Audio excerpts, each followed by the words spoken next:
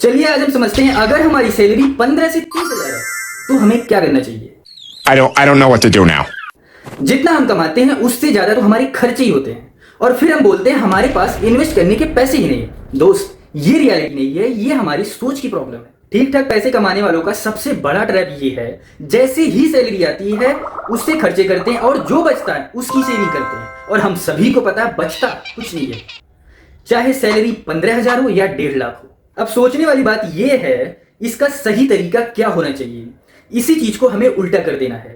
मतलब जैसे ही आपको सैलरी मिले उसकी सेविंग करिए, इन्वेस्टमेंट करिए, फिर जो बच रहा है उससे अपने खर्चे कीजिए। ये छोटा सा स्विच आपकी पूरी लाइफ बदल देगी। चलिए अब सॉल्यूशन पर आते हैं। अगर आपकी सैलरी 15 से 30 हजार है तो आपको अपना फाइनेंस प्लान कैसा रखना चाहिए।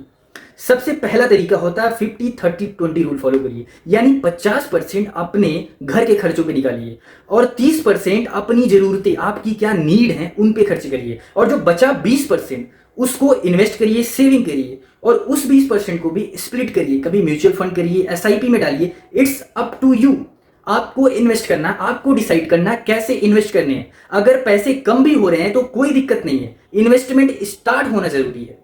आपको यह समझना पड़ेगा पैसे कभी कम नहीं पड़ते, कम पड़ती है तो बस डायरेक्शन।